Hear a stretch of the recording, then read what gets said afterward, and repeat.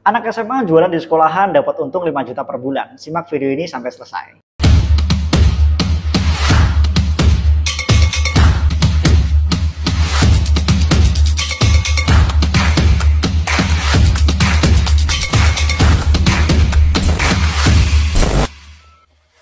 Halo teman-teman, welcome back to my YouTube channel, Mas Nazik. Buat teman-teman yang baru bergabung di channel ini, silahkan kalian tekan tombol subscribe dan jangan lupa nyalakan loncengnya buat dapat notifikasi video-video selanjutnya.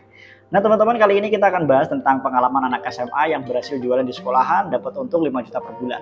Sebenarnya ini judulnya sangat clickbait sekali, tapi ini adalah pengalaman nyata dari gue sendiri, dari teman gue, dan dari teman gue yang sekolahnya jauh dari gue. Dan ini adalah adaptasi 7 tahun yang lalu.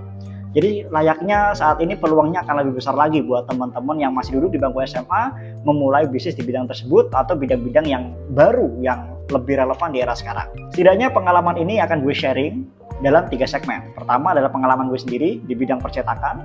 Yang kedua pengalaman teman gue dari sekolahan sebelah adalah di jualan online, dan pengalaman teman gue lainnya yang adalah affiliate marketing. Nah teman-teman, segmen pertama kita akan bahas pengalaman gue sendiri. Pada saat itu gue duduk di bangku SMA, gue melihat adanya kebutuhan demand yang tinggi di bidang percetakan. Buat teman-teman yang pengen mulai usaha atau bisnis, baik itu di sekolahan, di kampus, ataupun sudah sarjana, penting buat teman-teman untuk menganalisis market atau riset pasar. Ketimpangan antara supply dan demand itu adalah peluang untuk teman-teman masuk. Jadi hukum ekonomi memang ketika demand itu harus berbanding lurus dengan supply. Ketika ada ketimpangan di antaranya, maka itu peluang untuk menjadi seorang pengusaha di bidang tersebut. Waktu saat duduk di bangku SMA, gue melihat adanya demand yang tinggi di bidang percetakan. Ada guru meminta cetak gantungan kunci, ada guru berusaha mencetak kalender, buku paket, LKS, dan sebagainya. Pada saat gue ingin menawarkan diri gue sebagai maklar, ternyata sudah ada vendornya. Sudah ada vendor yang kerjasamakan dengan sekolahan dari tahun ke tahun yang memang sudah memegang proyek tersebut. Tapi gue kemudian menganalisis, gue tidak putus asa untuk mengambil proyek tersebut. Di beberapa bulan setelahnya, gue melihat ternyata vendor tersebut punya kelemahan. Nah, satu-satunya cara untuk teman-teman bisa mengambil alih posisi vendor tersebut atau vendor-vendor yang sudah ada di sekolahan adalah dengan mencari kelemahan vendor tersebut. Gue tidak mengajarkan teman-teman untuk berperilaku negatif ya, untuk merusak nama baik vendor tersebut, tapi teman-teman harus membuat nilai tambah terhadap diri teman-teman. Tidaknya ada 3 cara untuk teman-teman bisa mengalahkan vendor yang sudah ada. Pertama adalah menambah nilai, atau memberikan harga yang lebih murah, atau memberikan kualitas yang lebih baik. Ada 3 cara yang bisa teman-teman lakukan. Nah, gue saat itu memberikan nilai tambah yang lebih baik. Salah satunya adalah dengan desain yang lebih menarik. Gue dulu dikenal sebagai anak SMA yang gemar desain, bahkan gue punya kemampuan desain yang lebih unggul lah daripada vendor yang ada. Guru dan kepala sekolah saat itu melihat desain gue lebih baik gitu. Sehingga gue dipilih untuk mengerjakan satu vendor percobaan pertama. Gue duduk di bangku 1 SMA, tapi gue mengerjakan proyek senilai 5 juta dari sekolahan adalah berupa gantungan kunci. Nah saat itu gue desain dengan sangat menarik, bahkan bentuknya seperti gitar, fit fotonya seperti ini. Dan itu sangat digemari oleh teman-teman gue di SMA, bahkan semuanya pada pakai di tasnya masing-masing gitu. Gue sebagai yang ngerjain vendor tersebut juga bangga gitu ya. Nah, karena banyaknya yang gemar dan testimoni yang bagus gitu ya, kemudian guru-guru yang lain ini coba hubungi gue dan reach out gue gitu. Termasuk kepala sekolah juga mulai reach out gue. Vendor yang lama itu ngerjainnya lama, dan apakah gue bisa menjadi opsi yang lebih baik gitu dari vendor yang ada? Gue jawab bisa. Kenapa enggak, Pak? Saya bisa kerjasama dengan percetakan lain yang lebih jauh dari tempat sini yang harganya lebih bersaing dan lebih murah buat mengalahkan vendor yang ada. Gue juga menjanjikan kualitas gue lebih baik, dan gue juga menjanjikan pengerjaannya lebih cepat. Saat itu gue memang betul-betul menjanjikan itu karena gue sudah kenal percetakan yang ada ya, yang berada di kota sebelah gitu. Nah, memang proyek kedua yang gue lakukan itu berhasil juga. Gue mencetak beberapa buku yang dipesan oleh guru gue dan berhasil menjadi reputasi atau nama yang baik buat gue sendiri. Sehingga akhirnya gue dipercaya di tahun kedua untuk mengerjakan buku selanjutnya, LKS, bahkan di tahun yang ketiga gue mengerjakan sebuah event yang besar untuk menciptakan panggung dan backdropnya. Bahkan untungnya bisa 5 juta per bulan pada saat itu, karena namanya percetakan, marginnya sangat tebal dan kuantitinya sangat banyak. Nah, teman-teman bisa ambil peluang yang sama mau di bidang percetakan ataupun yang lainnya, namun garis bawahi 3 poin tersebut. Meningkatkan nilai tambah, atau bersaing di harga, atau bersaing di kualitas. Teman-teman harus membuktikan kalau teman-teman opsi yang lebih baik daripada yang sudah ada. Mungkin teman-teman akan menemukan banyak tantangan untuk menggeser vendor yang sudah ada. Tapi namanya bisnis, persaingan ini harus teman-teman lakukan. Teman-teman harus mencoba untuk berani bersaing, karena dalam kehidupan nyata nantinya, terutama menjadi pengusaha, itu akan sangat brutal dalam hal persaingan. baik di harga, kualitas, sampai ke nilai tambah. Jadi teman-teman harus bisa berpikir kreatif, bisa berpikir kritis untuk melihat kelemahan lawan dan memberikan tawaran yang lebih baik. Itu adalah salah satu opsi pertama. Segmen yang kedua, gue akan jelaskan tentang bisnis teman gue, yaitu jualan online. Pada saat itu gue punya teman perempuan, dia suka sekali hijab, dia suka sekali gamis, bahkan dia suka mempotret dirinya dengan hijab dan gamis. Pada satu momen dia ditanya oleh temannya, ini beli di mana gitu, dan ini bikinnya seperti apa? Ternyata teman gue jawab, dia bikin sendiri, bahkan dia jahit sendiri dan dia desain sendiri. Teman yang lainnya atau teman yang tanya tersebut kemudian pesan ke dia, 1 kali pesanan. Ternyata ini menjamur dan dari mulut ke mulut menyebar ke teman-teman yang lainnya, sehingga dia mendapatkan banyak pesanan.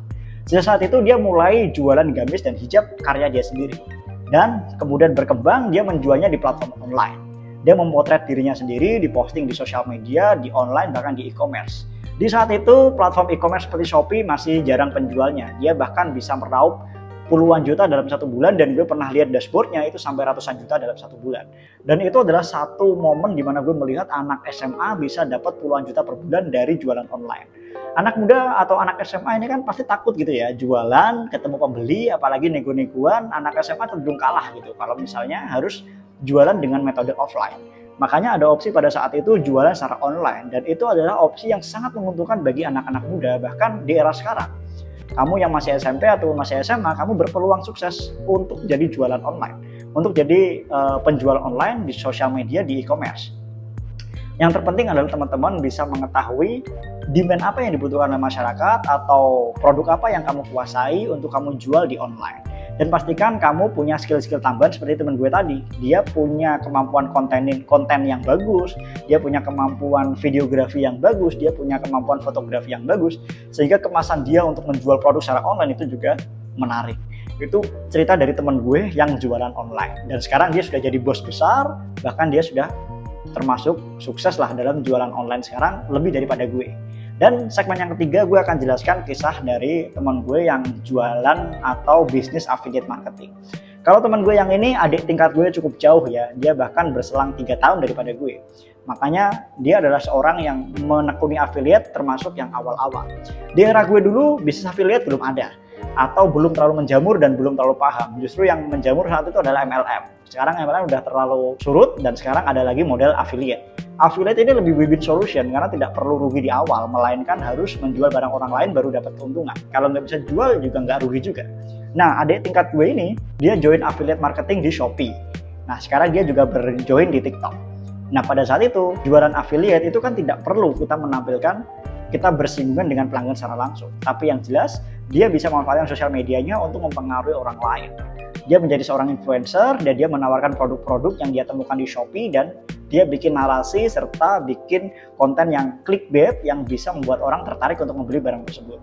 Dari kemampuan dia membuat narasi yang baik, dari kemampuan dia menjual konten yang menarik gitu ya, affiliate-nya menghasilkan komisi yang cukup besar. Dia pernah pamer dashboard ke gue dapat jutaan rupiah, bahkan sampai puluhan juta.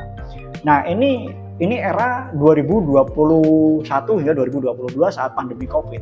Nah, sekarang aku rasa sudah berkembang lebih besar lagi, terutama dia berkembang juga di TikTok, dan gue yakin suatu saat akan banyak platform affiliate marketing lainnya yang akan berkembang. Jadi kalau teman-teman pengen manfaatkan ini sebagai anak SMA, sebagai seorang pelajar ataupun sebagai mahasiswa, ini adalah peluang yang tepat gitu buat teman-teman belajar berwirausaha, adalah dengan menekuni dunia affiliate.